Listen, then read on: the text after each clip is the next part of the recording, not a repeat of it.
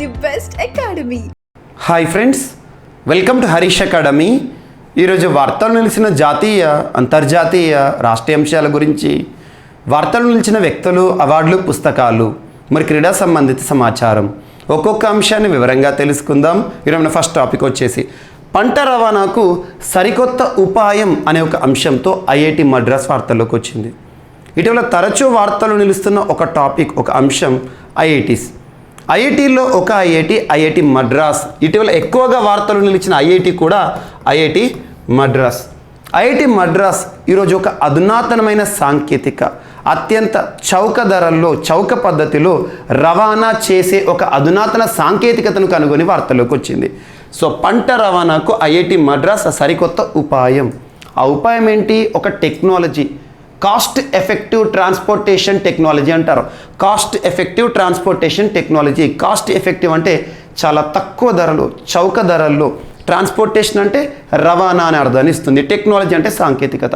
అత్యంత తక్కువ ధరల్లో రవాణా చేసే ఒక అధునాతన సాంకేతికతతో ఈరోజు వార్తలు నిలిచిన ఐఐటి మద్రాస్. దేనికి సంబంధించి ఉద్దేశం ఏంటి? పంట రవాణా అంటున్నాను. పంట రవాణా అంటే ఏంటి? Agriculture produce, agriculture crop land ఏదైతే ఉంటుందో, పంట భూమి ఏదైతే ఉంటుందో, పంటకాలం పూర్తయిన తర్వాత మనం ధాన్యం పంట సేకరించిన తర్వాత అక్కడి నుండి మార్కెట్కి తరలించాలంటే ఇప్పటివరకు చాలా రవాణా అనేది చాలా కష్టతరమైన పని. ఎందుకంటే రవాణా పైన ఫార్మర్స్ చాలా వరకు ఖర్చు చేయడం కానివ్వండి, కూలీలను అక్కడ ఆ ప్రాంతానికి తరలించడం కానివ్వండి, కూలీల సహాయం కోరడం కానివ్వండి, ఇదంతా కూడా చాలా వరకు కష్టతరమైన పని, ఖర్చుతో కూడుకున్న పని. ఇటువంటి పరిస్థితులను దృష్టిలో ఉంచుకొని ఎక్కడైతే ఒక రైతు తన రైతుకు సంబంధించిన భూమి అనుకోండి, క్రాప్ ల్యాండ్, ఈ భూమి నుండి మార్కెట్కి తరలించడానికి ఒక అధునాతనమైన రైలు లాంటి వ్యవస్థను ఏర్పాటు చేసింది ఐఐటి మద్రాస్. ఈ పద్ధతిలో ఏం చేస్తారంటే, అగ్రికల్చర్ క్రాప్ ల్యాండ్ ఏదైతే ఉంటుందో, ఇది పంట భూమి కదా, ఈ పంట భూమికి సరిహద్దు వెంట ప్రత్యేకంగా మనకు కాంక్రీట్తో చేసిన ప్రత్యేకమైన నిర్మాణాన్ని చేపడతారు. సో కాంక్రీట్, సిమెంట్ ఆధారంగా ఐరన్ పిల్లర్స్ ఉంటాయి కదా, ఐరన్ పిల్లర్స్ని నిలబెడతారు. కాంక్రీట్తో సిమెంటు చాలా స్ట్రాంగ్గా ఉండే విధంగా ఈ ఐరన్ పిల్లర్స్ ఏవైతే ఉంటాయో అవి కూడా చాలా స్ట్రెంత్గా ఉంటాయి. సో ఐరన్ పిల్లర్స్ నిలబెట్టేసేసి వాటికి బోగీల తరహా ప్రత్యేకమైన ఒక వేలాడే దండం లాంటి నిర్మాణాన్ని ఏర్పాటు చేస్తారు. సో బోగీలు అనుకోండి, ఇవన్నీ కూడా సేమ్ ట్రైన్ లాంటి వ్యవస్థనే, బోగీలు లాంటి నిర్మాణాన్ని ఏర్పాటు చేస్తారు. ఇవి ఏవైతే ఉంటాయో ఇవి తీగలతో కూడుకొని ఉంటాయి. ఒక్కొక్క బోగి ఏదైతే ఉంటుందో దాదాపు 40 kgs కెపాసిటీని, బరువును మోస్తుంది. 40 కిలోల వరకు బరువును మోస్తుంది. ఇక్కడ రైతు ఏం చేస్తాడంటే తన పంట భూమి, ఆ పంట భూమిలో సేకరించిన ధాన్యం ఏదైతే ఉంటుందో ఆ ధాన్యాన్ని బస్తాల్లో నింపిన తర్వాత, బ్యాగ్స్లో ఫిల్ చేసిన తర్వాత, ఆ బ్యాగ్స్ ఏవైతే ఉంటాయో ఈ వేలాడే దండాలనే కదా, వీటిపైన ప్లేస్ చేయడం జరుగుతుంది. అండ్ విద్యుత్ ఆధారంగా చాలా తక్కువ మొత్తంలో విద్యుత్ అవసరం ఉంటుంది దీనికి. సో విద్యుత్ ఆధారంగా ఈ బోగీలు ఏవైతే ఉంటాయో ఇక్కడి నుండి, క్రాప్ ల్యాండ్ నుండి, అగ్రికల్చర్ ల్యాండ్ నుండి, కమతం నుండి నేరుగా మార్కెట్ వరకు కూడా ఇటువంటి ప్రత్యేకమైన ఫెసిలిటీని ఏర్పాటు చేయాలంట. చేసిన తర్వాత ఏమవుతుంది? ఈ సరిహద్దు వెంట, ఒక రైతుకి సంబంధించిన సరిహద్దు వెంట ఈ సిస్టమ్ అనేది ఉంటుంది. అలా కంటిన్యూయేషన్ అన్ని భూముల నుండి కూడా ఇలాంటి ఒక ప్రత్యేకమైన వ్యవస్థని ఏర్పాటు చేస్తూ ఉంటారు. చాలా కాస్ట్ ఎఫెక్టివ్ ట్రాన్స్పోర్టేషన్ టెక్నాలజీ. ఎగ్జామినేషన్లో దీని యొక్క పని విధానము, పనితీరు గురించి అడగరు, ఒకటే ఒక ప్రశ్న అడుగుతారు. పంట రవాణా కోసం ఇటీవల ఐఐటి శాస్త్రవేత్తలు అధునాతనమైన, అత్యంత చౌక పద్ధతిలో రవాణా చేసే ఒక ఉపాయంతో వార్తల్లోకి వచ్చారు అంటే ఐఐటి మద్రాస్. ఇక్కడ కనిపిస్తున్న ఇమేజ్ ఉంది కదా, సేమ్ ఇదే విధంగా ఇక్కడ ఏదైతే ఉంటుందో ఇవన్నీ బోగీలన్నీ కూడా ఒకదాని వెంట ఒక మోనోరైల్ అన్నట్టు ఇది. సో ఈ విధంగా ఇది ప్రత్యేకమైన రైలు తరహా వ్యవస్థను ఐఐటి మద్రాస్ శాస్త్రవేత్తలు ఇన్నోవేట్ చేసి వార్తలు ఇచ్చారు. సో రైతుకి శ్రేయస్కరంగా ఉండే దేన్నైనా కూడా మనం సపోర్ట్ చేయాల్సిందే. సో ఇదొకటి ఈరోజు ఐఐటి మద్రాస్కి సంబంధించిన ఇంపార్టెంట్. అండ్ నెక్స్ట్, ఇటీవల తరచూ వార్తలు నిలుస్తున్న ఐఐటిలో ఒక ఐఐటి అన్నాను. ఐఐటి మద్రాస్ పైన ప్రత్యేక శ్రద్ధ చూపండి. రానున్న పోటీ పరీక్షలు ఐఐటి మద్రాస్ పైన ఖచ్చితంగా క్వశ్చన్స్ అడగబోయే అవకాశాలు ఉంటాయి. ఇటీవల చాలా పోటీ పరీక్షలు, అత్యున్నత పోటీ పరీక్షల్లో కూడా, గ్రూప్ 1 లాంటి పోటీ పరీక్షలు, సివిల్స్ లాంటి పోటీ పరీక్షలు ఐఐటీల పైన మనం ప్రశ్నలు చూడడం జరిగింది. ప్రతి పోటీ పరీక్షలో, రానున్న ఏ పోటీ పరీక్ష అయినా ఐఐటీల పైన క్వశ్చన్ లేకుండా క్వశ్చన్ పేపర్ ఉండదు, అది మాత్రం ఫ్యాక్ట్. సో ఇటీవల గ్రూప్ 1 ఎగ్జామినేషన్లో 3 ప్రశ్నలు, సివిల్స్లో ట్రైక్లోసాన్, ఐఐటి హైదరాబాద్ సంబంధించి ట్రైక్లోసాన్ పైన క్వశ్చన్ అడిగారు యూపీఎస్సీ సివిల్ సర్వీసెస్ ప్రిలిమినరీలో. అండ్ ఇటీవల ఎఫ్ఎస్ఓ ఎగ్జామ్ కానివ్వండి, తరచూ ప్రతి పోటీ పరీక్షలో ఐఐటీల పైన క్వశ్చన్. ఐఐటి అనేది ఒక టాపిక్గా ప్రిపేర్ కండి, ఇక అదొక సిలబస్లో ఒక లెసన్ అనుకోండి. ఇక ఖచ్చితంగా ఐఐటీల పైన క్వశ్చన్స్ వస్తాయి. అందులో ఐఐటి మద్రాస్ తరచూ వార్తలకు వస్తుంది. ఐఐటి మద్రాస్ సంబంధించి ఇటీవల 3D house, India's first ever 3D house అనే అంశం వార్తలకు వచ్చింది. And at the same time Kadam అనే ఒక కృత్రిమ మోకాలుని ఏర్పాటు చేస్తూ వార్తలకు వచ్చారు. World's first ever motorised wheelchair NeoBolt అనే ఒక అంశం, నియోబోల్ట్ ఒక వీల్ చైర్. అండ్ నెక్స్ట్ ఇటీవల ఐఐటి మద్రాస్కి సంబంధించి మనం డిస్కస్ చేసిన అంశాల్లో iRAD, integrated road accident database iRAD. And at the same time HomoSEP అనే ఒక అంశం గురించి డిస్కస్ చేసాం. హోమోసెప్ హోమో అంటే మ్యాన్, హోమోసెప్ సెప్టిక్ ట్యాంక్.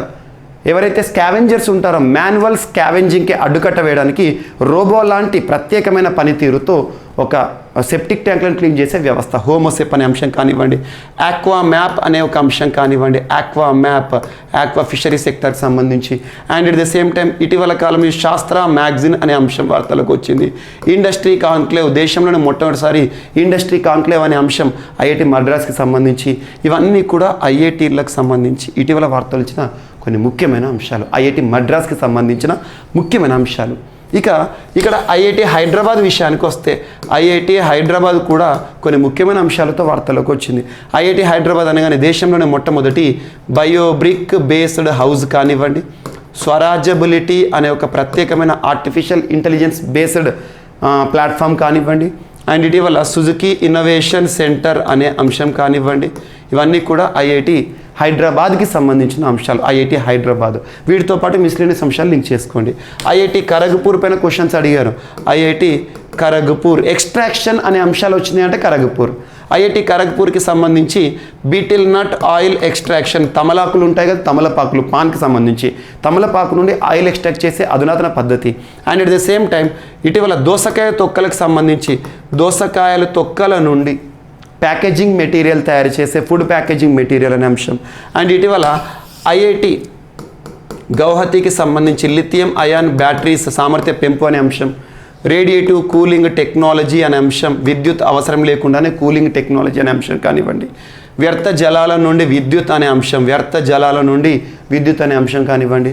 అండ్ వీటితో పాటు ఐఐటి కాన్పూర్ కూడా ఇటీవల ప్రత్యేకంగా వార్తలోకి వస్తుంది. మనకు బయోవాచ్ అనే ఒక అంశం కానివ్వండి, ఆర్టిఫిషియల్ హార్ట్ కృత్రిమ గుండె, హృదయంత్ర అనే ఒక గుండెని ఏర్పాటు చేసి కానివ్వండి. And at the same time ఇటీవల కాలంలో ఏసీలు ఏవైతే ఉంటాయో, ఎయిర్ కండిషనింగ్ సిస్టమ్ ఏవైతే ఉంటాయో, ఏసీలు మనం ఇంట్లో వాడేవి, ఆ ఏసీలను రూములను శుద్ధి చేసే యంత్రాలుగా మారుస్తూ కూడా వార్తలకు వచ్చారు ఐఐటి కాన్పూర్. అండ్ ఇటీవల ఐఐటి బాంబే విషయానికి వస్తే నానో స్నిఫర్ అనే అంశం, పేలుడు పదార్థాలను గుర్తించే ప్రత్యేకమైన పరిజ్ఞానము. And at the same time anti cannons or hail guns అనే అంశం కానివ్వండి ఐఐటి బాంబేకి సంబంధించి. ఐఐటి ఢిల్లీకి సంబంధించి ఇటీవల సర్ఫేస్ ఎన్హాన్స్డ్ రామన్ స్పెక్ట్రోస్కోపీ అనే అంశం. అండ్ ఐఐటి రోపార్కి సంబంధించి ఇటీవల యాంబీ ట్యాగ్ అనే ఒక అంశం, temperature monitoring tool, pen drive లాంటి device. And smokeless cremation system అనే అంశం కానివ్వండి. అండ్ వీటితో పాటు world's first ever plant based air purifier అనే అంశం. ఐఐటి రోపార్, ఐఐటి రూర్కీకి సంబంధించి ఇటీవల ప్రత్యేకమైన వంతెన, రబ్బర్ డ్యామ్, లాంగెస్ట్ రబ్బర్ డ్యామ్కి సంబంధించిన టెక్నాలజీ ఐఐటి రూర్కీకి సంబంధించి. అలా తరచూ ఐఐటీలకు సంబంధించి ఏదో ఒక అంశం వార్తలు నిలుస్తుంది. ఐఐటీలపైన ప్రతిష్టత చూపండి. మీకు వీటితో పాటు దాదాపు 80 టాపిక్స్ ఉంటాయి ఐఐటీకి సంబంధించి. 80 టాపిక్స్, అరౌండ్ 80 టాపిక్స్ మినిమం. ఈ 80 టాపిక్స్ అన్నింటినీ కూడా ప్రత్యేక వీడియో రూపంలో మీకు మిషన్ 100లో తీసుకురావడం జరిగింది. మిషన్ 100లో ఇన్ డీటెయిల్గా చెప్పాను, ఒక్కొక్కటి ఇమేజ్ చూపించుకుంటూ కూడా. So mission 100 GVK study circle app ఇప్పటివరకు ఇన్స్టాల్ చేసుకొని వారెవరైనా ఉంటే జీవీకే స్టడీ సర్కిల్ యాప్ని ఇన్స్టాల్ చేసుకొని అందులో మిషన్ 100 కోర్స్ ఉంటుంది. అందులో ఐఐటీస్కి సంబంధించి ప్రత్యేకమైన పార్ట్స్ ఉంటాయి సైన్స్ పార్ట్లో. సో ఒకసారి చూడండి. అట్లీస్ట్ మిషన్ 100లో ఉండే ఆ కోర్సులో ఉండే కాంటెంట్స్ ఏవైతే ఉంటాయో ఆ టాపిక్ నేమ్స్ చూసేసి చదవండి. రానున్న పోటీ పరీక్షలు అన్నింటిని దృష్టిలో ఉంచుకొని పోటీ పరీక్షలకు ప్రిపేర్ అవుతున్న ప్రతి ఒక్క అభ్యర్థి ఖచ్చితంగా చదవాల్సిన కొన్ని ముఖ్యమైన అంశాలను మిషన్ 100 రూపంలో తీసుకొచ్చాను, ఒకసారి చూడండి. అండ్ నెక్స్ట్ వచ్చేసి ఐఐటీలకు సంబంధించి అయిపోయింది. ఈరోజు మన సెకండ్ టాపిక్ వార్తలు నిలిచిన ప్రాంతం విషయానికి వస్తే ఓషియానియా ప్రాంతం, పసిఫిక్ ఓషన్, పసిఫిక్ మహాసముద్రంలోని ఉత్తర పసిఫిక్ మహాసముద్ర ప్రాంతంలోని సాలమన్ ఐలాండ్స్ ఇటీవల వార్తలకు వచ్చాయి. సాలమన్ ఐలాండ్స్ ఎగ్జామినేషన్లో టు ద పాయింట్ ఒకే ఒక ప్రశ్న అడుగుతారు. ఇటీవల వార్తలు నిలిచిన సాలమన్ ఐలాండ్స్ ఏ మహాసముద్ర పరిధిలో ఉంటాయి అంటారు. సో పసిఫిక్ మహాసముద్రంలోని ఉత్తర వైపున, so northern Pacific oceanic place, Oceania అంటాం మనం ఈ ప్రాంతం. సో సాలమన్ ఐలాండ్స్ కొత్తగా వార్తలకు వచ్చినాయి ఏం కాదు. లాస్ట్ మనం ఇప్పటివరకు 3 to 4 times డిస్కస్ చేసాం సాలమన్ ఐలాండ్స్. లాస్ట్ ఏప్రిల్ 2022లో April 22 subject condition 11th or 12th ఆ రోజున China deal about Solomon Islands అనే ఒక అంశం మనం డిస్కస్ చేసాం, గుర్తుంచుకోండి. వార్తల్లో తరచూ నిలుస్తున్న ప్రాంతాన్ని లొకేషన్ ఆధారంగా చదవండి. సో ఇక్కడ యునైటెడ్ స్టేట్స్ జియోలాజికల్ సర్వే వారు ఇటీవల చెప్పిన ఒక ప్రకటన ఏంటంటే, ఈ సాలమన్ ఐలాండ్స్లో తీవ్ర భూకంపం, రిక్టర్ స్కేల్ పైన మ్యాగ్నిట్యూడ్ 7తో కూడిన తీవ్ర భూకంపం ఎర్త్క్వేక్ సంభవించింది. దీని కారణంగా చుట్టుపక్కల ప్రాంతాలన్నీ కూడా సమస్యగా ఉంటాయని చెప్పేసి సునామీ హెచ్చరికలను జారీ చేసింది. So United states geological survey tsunami హెచ్చరికలను జారీ చేసిన సాలమన్ ఐలాండ్స్ ఏ మహాసముద్ర పరిధి ప్రాంతంలో ఉంటాయంటే పసిఫిక్ మహాసముద్రం ఉత్తర వైపున ఉంటాయి, గుర్తుంచుకోండి. ఇటీవల ఎర్త్క్వేక్ భూకంపం ఈ ప్రాంతంలో, ఈ ద్వీపం సాలమన్ ఐలాండ్స్ ఏవైతే ఉంటే ఐలాండ్స్లో సివియర్ ఎర్త్క్వేక్ వచ్చింది. 7 రిక్టర్ స్కేల్ పైన మ్యాగ్నిట్యూడ్ 7 అంటే చాలా తీవ్రంగా ఉందన్నట్టు. సో సునామీ హెచ్చరికలతో వార్తల్లోకి వచ్చింది.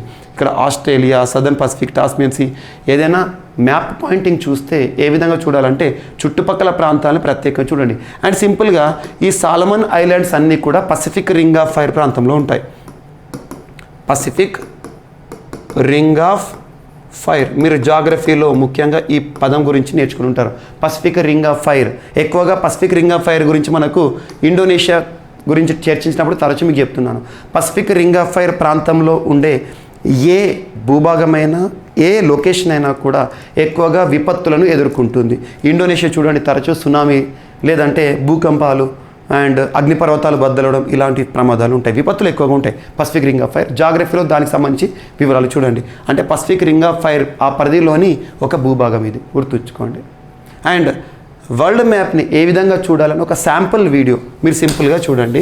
అగ్నిపర్వతాలు, కొన్ని ఇంపార్టెంట్ ప్లేసెస్ ఇన్ న్యూస్ అని చెప్పేసి మీకు ప్రవీణ్ సార్ క్లాసెస్ అనే ఒక యూట్యూబ్ ఛానల్లో, ప్రవీణ్ సార్ క్లాసెస్ అనే ఒక యూట్యూబ్ ఛానల్ మీకు ఏదైతే ఉంటుందో ఈ యూట్యూబ్ ఛానల్ పర్సనల్గా నేను కొన్ని వీడియోస్ చేస్తున్నాను. So Praveen sir classes YouTube ఛానల్ని సబ్స్క్రైబ్ చేసుకోకపోతే ఈరోజే సబ్స్క్రైబ్ చేసుకోండి. అందులో హైయెస్ట్ పీక్స్ అనే ఒక వీడియో ఉంటుంది. అక్కడ మీకు లొకేషన్ మ్యాప్ పాయింటింగ్ ఎలా చూడాలో ఈజీగా అర్థమవుతుంది, చూడండి. అంటే ఒక శాంపుల్ వీడియో మీకు మిషన్ హండ్రెడ్లో ఒక వీడియో అక్కడ పెట్టాను. సో ఈ యూట్యూబ్ ఛానల్ సబ్స్క్రైబ్ చేసుకోండి అండ్ ఈ వీడియోని చూడండి. అంటే మ్యాప్ పాయింటింగ్ పైన మనకు ఒక ఐడియా అనేది వస్తుంది. సో ఇది ఈరోజు ఓషియానియా అనే ఒక ప్రాంతం ఈరోజు విపత్తు సంబంధిత అంశంతో వార్తలోకి వచ్చింది. లొకేషన్ గుర్తుంచుకోండి చాలు. అండ్ నెక్స్ట్ 5 బ్యాక్టీరియాల వల్ల భారత్లో 6.8 లక్షల మంది బలయ్యారంట. సో 5 బ్యాక్టీరియాలు, ఆ బ్యాక్టీరియాల పేరు గుర్తుంచుకోండి, బ్యాక్టీరియాస్. ఇటీవల బ్యాక్టీరియాలకు సంబంధించి తరచూ ఏదో ఒక అంశాన్ని మనం చూస్తున్నాం. ముఖ్యంగా క్షయ వ్యాధికి సంబంధించి కారకమైన బ్యాక్టీరియా నుండి కాలేయ చికిత్స అనే ఒక అంశం గురించి నిన్నటి క్లాస్లో మనం డిస్కస్ చేసాం. అంతకుముందు ప్రపంచంలోనే అత్యంత పెద్ద బ్యాక్టీరియాగా థయోమార్గరిటా మ్యాగ్నిఫికా అనే ఒక బ్యాక్టీరియా, ఖచ్చితంగా దాని గురించి క్వశ్చన్ అడుగుతారు. ప్రపంచంలో అతిపెద్ద బ్యాక్టీరియా గుర్తింపు పొందింది, ఇటీవల వార్తలకు వచ్చింది థయోమార్గరిటా మ్యాగ్నిఫికా. నేకెడ్ ఐతో కూడా చూడొచ్చు. బ్యాక్టీరియా అంటే చాలా సూక్ష్మంగా ఉంటాయి, కంటితో కూడా చూడొచ్చు అన్నట్టు. ఈరోజు 5 బ్యాక్టీరియాలు వార్తలకు వచ్చినాయి. ఆ బ్యాక్టీరియాల వల్ల భారతదేశంలో 6.8 లక్షల మంది బలయ్యారంట. బ్యాక్టీరియాల వల్ల మరణాలు. ల్యాండ్సెట్ వారు ఇచ్చిన నివేదిక, ముఖ్యంగా పోటీ పరీక్షల్లో నివేదికలు, రిపోర్ట్స్ పైన రెగ్యులర్గా క్వశ్చన్స్ అడుగుతున్నారు. రిపోర్ట్స్, ఇండిసెస్, సూచీల పైన క్వశ్చన్స్ అడుగుతున్నారు. సో ఈరోజు బ్యాక్టీరియాలకి సంబంధించిన ఒక నివేదిక ఇచ్చింది ల్యాండ్సెట్ వారు. సో మన దేశంలో ఇస్టెరిషియా కోలి, ఈ కోలి అని గుర్తుంచుకోండి. ఈ కోలి, ఎస్ న్యూమోనియా మరియు కే న్యూమోనియా, ఎస్ ఆరియస్ అండ్ ఏ బౌమాని, 5 బ్యాక్టీరియాల పేర్లు గుర్తుంచుకొని అనే 5 రకాల బ్యాక్టీరియాల వల్ల 2019 సంవత్సరంలో 6.8 లక్షల మంది మరణించారంట. ఈ గణాంకాలను ఎవరు విడుదల చేశారంటే ద ల్యాన్సెట్ జర్నల్ తన తాజా కథనంలో ఈ విషయాన్ని వెల్లడించిందంట. ఆ సంవత్సరంలో సాధారణ బ్యాక్టీరియా ఇన్ఫెక్షన్లే మరణాలకు 2వ అత్యధిక కారణమని, ప్రపంచవ్యాప్తంగా ప్రతి 8 మరణాల్లో 1 వీటి వల్లే సంభవించాయని అధ్యయనంలో వెల్లడైంది. 2019లో 33 రకాల బ్యాక్టీరియల్ ఇన్ఫెక్షన్ వల్ల ప్రపంచవ్యాప్తంగా 77 లక్షల మంది ప్రాణాలు కోల్పోయారంట. ఇది ప్రపంచానికి సంబంధించి, ఇండియాకి సంబంధించి మాత్రం ఈ 5 బ్యాక్టీరియల్ పేర్లు గుర్తుంచుకోండి. ఎంతమంది 2019లో చనిపోయారని ల్యాన్సెట్ చెప్తుంది అంటారు. ఇటీవల టీఎస్పీఎస్సీ గ్రూప్ 1లో ఇటువంటి నివేదికలపైన క్వశ్చన్స్ అడిగారు. పిడుగుపాటుకు ఎంతమంది మరణించారని చెప్పేసి స్టేట్మెంట్స్ రూపంలో, ఇక్కడ కూడా స్టేట్మెంట్స్ రూపంలో ఏదో ఒక క్వశ్చన్ అడుగుతారు. ఇక్కడ మనం గుర్తుంచుకోవాల్సిన పాయింట్స్, ల్యాన్సెట్ జర్నల్ తన తాజా నివేదిక, 5 బ్యాక్టీరియాల పేర్లు, 2019లో ఇండియాలో ఎంతమంది మరణించారో, ప్రపంచంలో చూసుకుంటే 2019లో 33 రకాల బ్యాక్టీరియా ఇన్ఫెక్షన్స్ వల్ల మరణించారంట. దాదాపు 70 లక్షల మంది 33 రకాల బ్యాక్టీరియాలో మరణించారు. ఇవి చూసుకుంటే సరిపోతాయి. అండ్ నెక్స్ట్, రష్యా అధ్యక్షుడు పుతిన్ ఒక స్టేట్మెంట్ ఇచ్చారు ఇటీవల. మదర్ హీరోయిన్ అనే ఒక అవార్డుని మరొకసారి ప్రారంభిస్తారంట. మదర్ హీరోయిన్, మదర్కి సంబంధించి ఎక్కువగా పిల్లలు కనే తల్లులు ఎవరైతే ఉంటారో వారికి ఇచ్చే అవార్డు అన్నట్టు ఇది. సో చూద్దాం. రష్యా అధ్యక్షుడు వ్లాదిమిర్ పుతిన్ సోవియట్ శకం నాటి మదర్ హీరోయిన్ టైటిల్ అవార్డుని పునరుద్ధరించారు. 10 అంతకంటే ఎక్కువ మంది పిల్లలు ఉన్న తల్లులు ఎవరైతే ఉంటారో పుతిన్ ఈ అవార్డుతో సత్కరిస్తారంట. కుటుంబ వ్యవస్థను బలోపేతం చేసేందుకు ఈ అవార్డులు ఇస్తున్నట్లు రష్యా తెలిపింది. కుటుంబ వ్యవస్థ అంటే ఎక్కువ మంది పిల్లలు కానీ కుటుంబాలు స్ట్రాంగ్ అవ్వాలని. రష్యా అధికారిక డిక్రీ ప్రకారం, అంటే వార్త ప్రకారము, ఈ అవార్డును రష్యా ఫెడరేషన్ పౌరులై ఉండి, అంటే రష్యా పౌరులై ఉండాలంట మదర్స్, 10 మంది లేదా అంతకంటే ఎక్కువ మంది పిల్లలకు జన్మనిచ్చి పెంచిన తల్లులకు మాత్రమే ఈ అవార్డును ప్రదానం చేస్తోంది మాస్కో, అంటే రష్యా అని గుర్తుంచుకోండి. సో రష్యాస్ క్యాపిటల్ ఇక్కడ చెప్తున్నాను. సో రష్యాకి సంబంధించి మదర్ హీరోయిన్ అవార్డు. ఇటీవల ఎక్కువ మంది పిల్లలను కానీ 10 అంతకంటే ఎక్కువ మంది పిల్లలు కానీ ఆ దేశ పౌరులకు ఒక అవార్డు, మదర్ హీరోయిన్ అవార్డుని మరొకసారి ప్రకటించే వార్తలు ఇచ్చిన దేశం ఏదంటే రష్యా. ఇక్కడ చాలామంది ఎగ్జామినేషన్లు కన్ఫ్యూజ్ అవుతారు చైనా అనుకొని. ఇటీవల చైనా కూడా ఎక్కువ మంది పిల్లల్ని కంటే రుణాలు ఇస్తామని చెప్పేసి లాస్ట్ 3 months బ్యాక్ వార్తలోకి వచ్చింది. 3 పిల్లల్ని కనండి మినిమం అని చెప్పేసి చెప్తున్నారు. అలా చైనా ఒకవైపు, రష్యా ఒకవైపు. మదర్ హీరోయిన్ అవార్డు రష్యాకి సంబంధించి. అండ్ నెక్స్ట్, శత్రునాష్ అనే ఒక ప్రత్యేకమైన విన్యాసాలు, సో రక్షణ దళాలకు సంబంధించిన విన్యాసాలు వార్తల్లోకి వచ్చినాయి. సౌత్ వెస్టర్న్ కమాండ్ ముఖ్యంగా ఇండియన్ ఆర్మీకి సంబంధించి south western command integrated fire power exercise ఆ విన్యాసాల పేరేంటి? శత్రునాష్. ఎగ్జామినేషన్లో డైరెక్ట్ ఒక పాయింట్ అడుగుతారు. ఇటీవల శత్రునాష్ అనే ఒక విన్యాసాలను ఎవరు కండక్ట్ చేశారంటే సౌత్ వెస్టర్న్ కమాండ్ వారు. ఎక్కడ కండక్ట్ చేశారు? Location important. Thar desert area, Rajasthan అంటేనే ఎడారి ప్రాంతం, ముఖ్యంగా మనకు పాకిస్తాన్ ఆ వైపున సరిహద్దును ఉంటుంది. సో తార్ డిజర్ట్ ఏరియా, రాజస్థాన్. ఇంకా లొకేషన్ కావాలంటే మహాజన్ ఫీల్డ్ ఫైరింగ్ రేంజ్లో ఈ విన్యాసాలను ప్రారంభించడం జరిగింది. ఇక్కడ మనం ఫోకస్ చేయాల్సిన పాయింట్స్, సౌత్ వెస్టర్న్ కమాండ్, శత్రునాష్ అనే ఒక పేరు, లొకేషన్ తార్ డిజర్ట్ ఏరియా, విన్యాసం. వార్తలు నిలిచిన విన్యాసాలపైన కూడా క్వశ్చన్స్ రెగ్యులర్గా అడుగుతున్నారు. ఇటీవల భారత వివిధ దేశాలతో కలిసి సంయుక్తంగా నిర్వహిస్తున్న విన్యాసాలు, త్రివిధ దళాలకు సంబంధించి ఏ విన్యాసమైనా కూడా ఇంపార్టెంటే. And with in the country మన ఇండియాకి సంబంధించి ఇటీవల కాలంలో వార్తలు ఇచ్చిన విన్యాసాలను కూడా ప్రత్యేకంగా చూడండి. అండ్ నెక్స్ట్, ఈరోజు వార్తలు ఇచ్చిన Manipur Sangai festival 11th edition, అంటే 11వసారి నిర్వహణ అన్నట్టు. మణిపూర్ సంగాయ్ ఫెస్టివల్ దాదాపు 10 రోజుల పాటు జరిగే ఒక ప్రత్యేకమైన వేడుక. ఇది ఒక ఎకో టూరిజం వేదిక అనుకోవచ్చు. మణిపూర్ సంగాయ్ మణిపూర్ సంగాయ్ ఫెస్టివల్. సంగాయ్ ఒక జీవి. సో ఎక్కడ జరిగింది, ఎక్కడ ప్రారంభమైంది అంటే సంగాయ్ ఎథనిక్ పార్క్ వద్ద. సంగాయ్ అంటే dare, like dare. And next ఎక్కడ అంటే సో బిష్ణుపూర్ డిస్టిక్లో ప్రారంభమైంది. ఏ రాష్ట్రం? ఇటీవల వార్తలు వచ్చిన సంగాయ్ ఫెస్టివల్ 2022 ఏ రాష్ట్రం అంటే మణిపూర్. దీన్ని కేంద్ర పర్యాటక శాఖ మంత్రి మరియు సాంస్కృతిక మంత్రిత్వ శాఖకి సంబంధించి జి కిషన్ రెడ్డి గారు ప్రారంభించడం జరిగింది. So the festival of oneness. ఈ సంవత్సరం థీమ్ ఏంటి? ఈ పండుగ యొక్క థీమ్ ఏంటి? 10 రోజులు జరుగుతున్న పండుగ యొక్క థీమ్ ఏంటంటే the festival of oneness. And 10 days long festival 30వ తారీఖు వరకు, నవంబర్ 30 వరకు జరుగుతుంది. ఈ సంవత్సరం 11th ఎడిషన్. ఇది ప్రత్యేకమైన సంగాయ్ ఎథనిక్ పార్క్, సంగాయ్కి సంబంధించిన ప్రత్యేకమైన అవగాహన కల్పించడం అండ్ టూరిజం, ప్రత్యేకమైన వన్యప్రాణుల పట్ల అవగాహన కల్పించడం, ఇవన్నీ కూడా ఇందులో భాగంగా ఉంటాయి. సో గుర్తుంచుకోండి.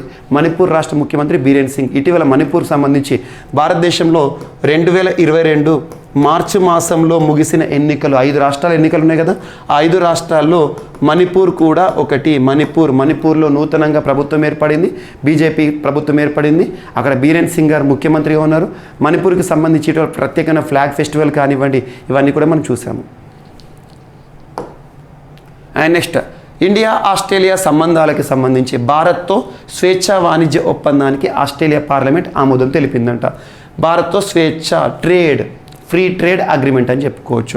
ఈ ట్రేడ్ అగ్రిమెంట్ పేరు ఏంటంటే India Australia economic cooperation and trade agreement. గుర్తుంచుకోండి, ఇండియా ఆస్ట్రేలియా రెండు దేశాలకి సంబంధించి ఎకనామిక్ ఆర్థిక కోఆపరేషన్ సహకార అండ్ మరియు ట్రేడ్ అగ్రిమెంట్ వాణిజ్య ఒప్పందం. So India Australia economic cooperation and trade agreement ఏ రెండు దేశాలకు సంబంధించి ఇండియా ఆస్ట్రేలియాకి సంబంధించి ఇటీవల ఆస్ట్రేలియా పార్లమెంట్ ఆమోదం తెలిపిందంట. ట్రేడ్ రిలేటెడ్ మినిస్ట్రీ, భారతదేశంలో మినిస్ట్రీ ఆఫ్ కామర్స్ వాణిజ్య శాఖ మంత్రి ఎవరి విధులు నిర్వర్తిస్తున్నారు? పీయూష్ గోయల్ గారు. మంత్రుల పేర్లు గుర్తుంచుకోండి. భారత్ ఆస్ట్రేలియా మధ్య స్వేచ్ఛా వాణిజ్యం త్వరలోనే అమల్లోకి రానుంది. ఇందుకోసం ఇరు దేశాల మధ్య కుదిరిన ఒప్పందానికి ఆస్ట్రేలియా పార్లమెంట్ గత మంగళవారం ఆమోదం తెలిపింది. ఇరు దేశాలు అంగీకరించిన తేదీ నుండి స్వేచ్ఛా వాణిజ్యం అమల్లోకి వస్తుంది. భారత్లో మా స్వేచ్ఛా వాణిజ్య ఒప్పందం పార్లమెంట్ ఆమోదం పొందిందని ఆస్ట్రేలియా ప్రధానమంత్రి యాంటోనీ గారు ఇటీవల ట్వీట్ చేశారు. India Australia economic and trade agreement అమలు కావడానికి ముందు ఆస్ట్రేలియన్ పార్లమెంట్ ఆమోదం తప్పనిసరి. భారత్లో ఇలాంటి ఒప్పందాలను కేంద్ర మంత్రివర్గం ఆమోదిస్తుంది. రెండు దేశాల మధ్య ఈ ఏడాది ఏప్రిల్లో ఒప్పందం జరిగిందంట. ఒప్పందం జరిగితే ఆస్ట్రేలియా పార్లమెంట్ ఇటీవల అనుమతి కోరింది.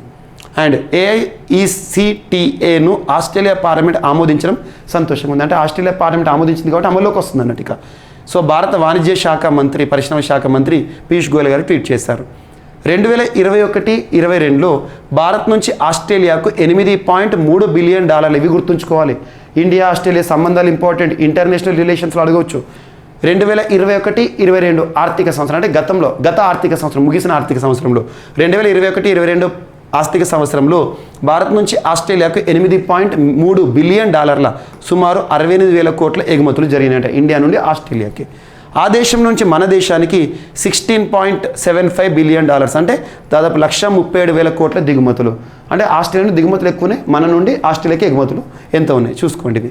అండ్ స్వేచ్ఛా వాణిజ్య ఒప్పందం ద్వారా ప్రస్తుతం $27.5 బిలియన్ ఉన్న ద్వైపాక్షిక వాణిజ్య విలువ, అంటే రెండు కలిపి ఎగుమతులు దిగుమతులు కలిపి విలువ ఎంత 27.5గా ఉన్న ద్వైపాక్షిక వాణిజ్య విలువ వచ్చే 5 నెలల్లో $45 to $50 బిలియన్ చేరే అవకాశం ఉందని గోయల్ వెల్లడించారు. ఈ స్వేచ్ఛా వాణిజ్య ఒప్పందం ఫలితంగా ఆస్ట్రేలియా నుంచి కార్యకలాపాలు నిర్వహిస్తున్న ఈ 100 భారతీయ ఐటీ సంస్థలకు ఏటా $200 మిలియన్ మీద ఆదా జరిగే అవకాశం ఉందంట. స్వేచ్ఛా వాణిజ్య ఒప్పందాన్ని వీలైనంత త్వరగా అమలు చేసేందుకు భారత ప్రభుత్వంతో చాలా సన్నిహితంగా ప్రభుత్వం చేస్తున్నామని ఆస్ట్రేలియా కూడా తెలిపింది. గుర్తుంచుకోండి, ఈ విలువలు ఇంపార్టెంట్ వాల్యూస్. అండ్ అగ్రిమెంట్ పేరు గుర్తుంచుకోండి, ఇండియా ఆస్ట్రేలియా ఒప్పందం. పార్లమెంట్ అనుమతిని ఇచ్చిందంట, అమల్లోకి రాబోతోంది. ఇటువంటివి మీకు ముఖ్యంగా అంతర్జాతీయ అంశాల్లో ఇటువంటి క్వశ్చన్స్ అడుగుతారు. అండ్ నెక్స్ట్ 50 ఏళ్ల తర్వాత తొలిసారిగా జాబిలి చెంతకు చేరిన నాసా ఓరియన్ క్యాప్సూల్. ఇటీవల ఆర్టమిస్ 1 చంద్రుని పైన ప్రయోగం నాసా అని చెప్పేసి మనం గత వారంలో డిస్కస్ చేసాం. సో ఈరోజు అది చంద్రుని పైనకి చేరింది. 50 ఏళ్ల తర్వాత తొలిసారిగా జాబిలి చెంతకు ఓరియన్ క్యాప్సూల్ అంటే ఏంటంటే పంపించారు. పలు ఆటంకాలను ఎదుర్కొని నాసాకు చెందిన ఓరియన్ క్యాప్సూల్ ఎట్టకేలకు జాబిలి వద్దకు చేరింది. 50 సంవత్సరాల క్రితం అపోలో మిషన్ తర్వాత నాసా క్యాప్సూల్ చంద్రుడిపైకి వెళ్ళడం ఇదే తొలిసారి. మనకు ఆర్టమిస్ ప్రోగ్రాం చంద్రుని పైన మానవ సహిత ప్రయోగాల కోసం ఇటీవల అమెరికా నాసా చేస్తున్న ప్రయోగాల్లో భాగం ఇది. $401 మిలియన్ వ్యయంతో నాసా ప్రయోగాన్ని చేపట్టింది. Neil Armstrong Buzz Aldrin July 20, 1969లో ల్యాండ్ అయిన సీ ఆఫ్ ట్రాంక్విలిటీ ఏదైతే ఉంటుందో ఆ ట్రాంక్విలిటీ బేస్కి అరగంట కంటే తక్కువ వ్యవధిలో క్యాప్సూల్ చందమామ వద్ద చేరింది. అంటే 1969లో ఒక క్యాప్సూల్ అపోలో మిషన్ చందమామకు సంబంధించి వార్తలకు వచ్చిందంటే దాదాపు 50 ఏళ్ల తర్వాత మరొకసారి జాబిల్లికి నాసాకి సంబంధించిన ఒక క్యాప్సూల్ రీచ్ అయింది. ఇక్కడ మనకు ప్రత్యేకంగా డమ్మీలను పంపించారు.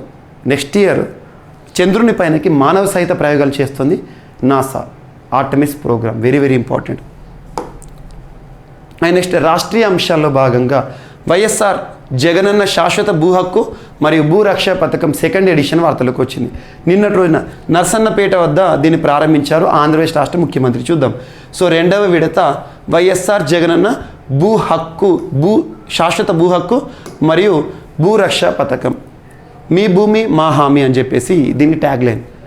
100 సంవత్సరాల తర్వాత దేశంలో ఎక్కడా లేని విధంగా చేపట్టిన ఆధునిక సమగ్ర భూ రీసర్వేలో భాగంగా 2000 గ్రామాల్లో 7,92,238 మంది భూ యజమానులకు భూ హక్కు పత్రాలను నేటి నుండి 15 రోజులు, అంటే నిన్నటి నుండి, ఇది నిన్నటి సంబంధించిన అఫీషియల్ 15 రోజుల పాటు అందజేసే కార్యక్రమాన్ని జగన్ మోహన్ రెడ్డి గారు శ్రీకాకుళం జిల్లా నర్సన్నపేటలో ప్రారంభించారు. గుర్తుంచుకోండి. సో మనకు 2000 గ్రామాల్లో భూ రికార్డుల ప్రక్షాళన చేశారు. అంటే సైంటిఫిక్గా ఎవరి భూమి ఎవరిదని చెప్పేసి రికార్డులను సృష్టించడం. సో 7.92 లక్షల మందికి భూ హక్కు పత్రాలు ఇస్తున్నారంట, 15 రోజులు ఇస్తారంట. 2023 నాటికి రాష్ట్రం అంతటా భూ సర్వే పూర్తి చేస్తామని చెప్పేసి రాష్ట్ర ప్రభుత్వం చెప్పింది. సో ఇక్కడ ఏవైతే ఉంటే ప్రభుత్వానికి సంబంధించి ఇటువంటి అడ్వర్టైజ్మెంట్స్ ఏవైతే ఉంటాయో ముఖ్యంగా న్యూస్ పేపర్లలో కనబడుతూ ఉంటాయి. ఫస్ట్ పేపర్ సాక్షి పేపర్లో కానీ ఈనాడు పేపర్లో కానీ వీటిని మీరు స్క్రీన్ షాట్ చేసేసుకొని సేవ్ చేసుకోండి. వీటికి సంబంధించి ఈ ప్రోగ్రామ్ యొక్క మొత్తం సంపూర్ణ అంశాలన్నీ కూడా ఇక్కడ మనం చూడడం జరుగుతుంది. సో ఇది గుర్తుంచుకోండి. అండ్ నెక్స్ట్ ఈరోజు వార్తల్లో వ్యక్తుల విషయానికి వస్తే ఏఐసిటిఈకి సంబంధించి so all India council for technical education, so AICTE నూతన చైర్మన్గా టీజీ సీతారామన్ గారు నియమితులవుతూ వార్తలోకి వచ్చారు.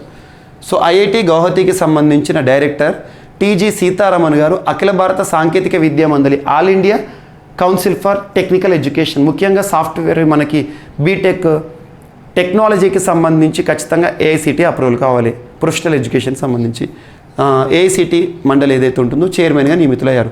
3 ఏళ్ల పాటు ఆయన ఈ పదవిలో కొనసాగుతారు. కేంద్ర విద్యా మంత్రిత్వ శాఖ గత మంగళవారం ఈ మేరకు ప్రకటన విడుదల చేశారు. సో ఎడ్యుకేషన్ సంబంధించి కాబట్టి విద్యాశాఖ నియామకం అని గుర్తుంచుకోండి. సో ఇదొకటి ఇంపార్టెంట్. ఏఐసిటిఈ నూతన చైర్మన్గా టీజీ సీతారామన్ గారి నియమితులు.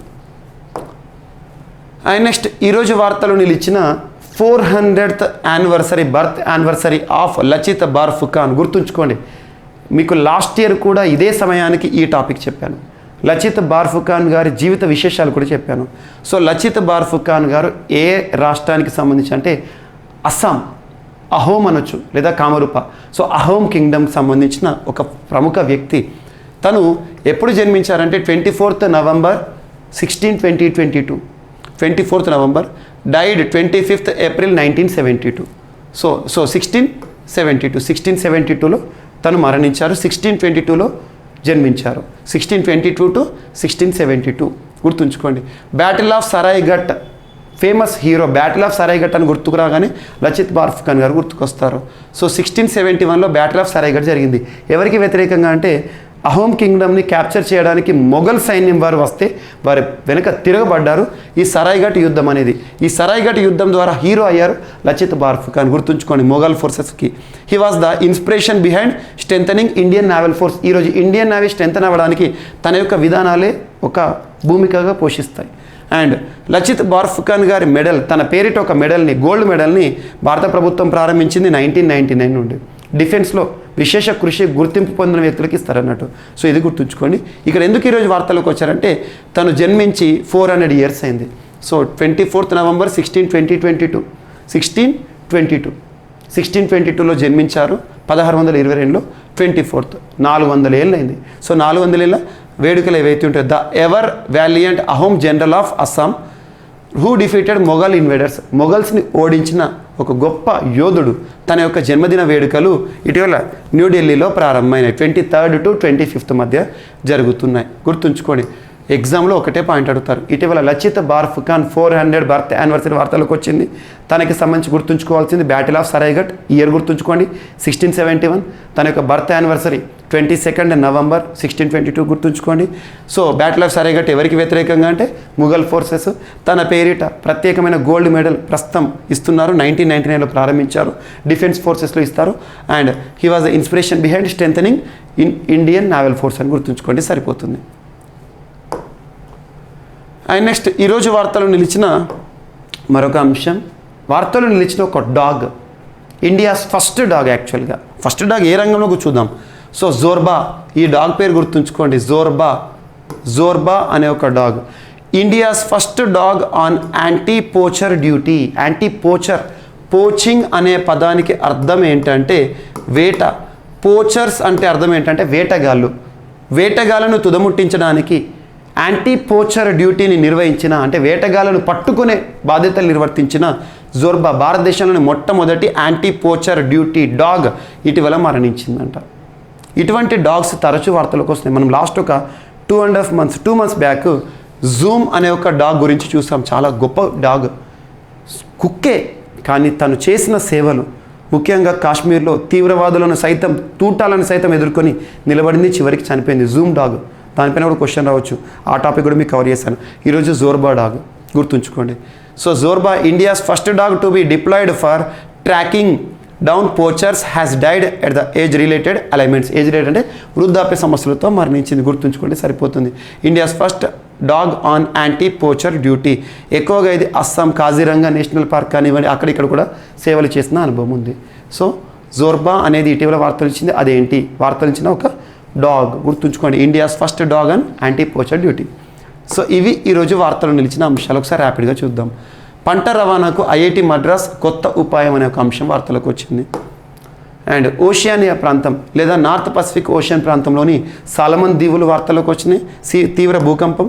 అండ్ 5 బ్యాక్టీరియాల వల్ల భారత్లో 6.8 లక్షల మంది బలయ్యారని చెప్పేసి ల్యాన్సెట్ నివేదిక. మరియు మదర్ హీరోయిన్ అవార్డుని పునరుద్ధరిస్తున్నట్టు మరి ఒకసారి ప్రారంభిస్తున్నట్టు రష్యా ప్రభుత్వ ప్రకటన. అండ్ శత్రునాష్ అనే ఒక ప్రత్యేక విన్యాసం తా డిజర్ట్ ఏరియాలో ప్రారంభమైంది. మణిపూర్ సంగై ఫెస్టివల్ మణిపూర్ రాష్ట్రానికి సంబంధించి ప్రత్యేక 10 రోజుల వేడుక. అండ్ భారత్తో స్వేచ్ఛా వాణిజ్య ఒప్పందానికి ఆస్ట్రేలియా పార్లమెంట్ అనుమతినిచ్చింది. ఈ వాల్యూస్ గుర్తుంచుకోండి స్టాట్స్. అండ్ 50 ఏళ్ల తర్వాత తొలిసారిగా జాబిలి చెంతకు నాసా ఓరియన్ క్యాప్సూల్ అనే అంశం. అండ్ నెక్స్ట్ వైఎస్ఆర్ జగనన్న శాశ్వత భూ హక్కు మరియు భూరక్ష పథకం 2వ ఎడిషన్. అండ్ ఏఐసిటిఈ చైర్మన్గా టీజీ సీతారాం గారి నియామకం. అండ్ 400 ఇయర్స్ బర్త్ యానివర్సరీ సెలబ్రేషన్తో Lachit Barphukan celebrations. And next Zorba భారతదేశంలో మొట్టమొదటి యాంటీ పోచర్ డ్యూటీ డాగ్ ఇటీవల వృద్ధాప్య సమస్యలు ఏజ్ రిలేటెడ్ యానిమల్స్కు మరణిస్తూ వార్తల్లోకి వచ్చింది.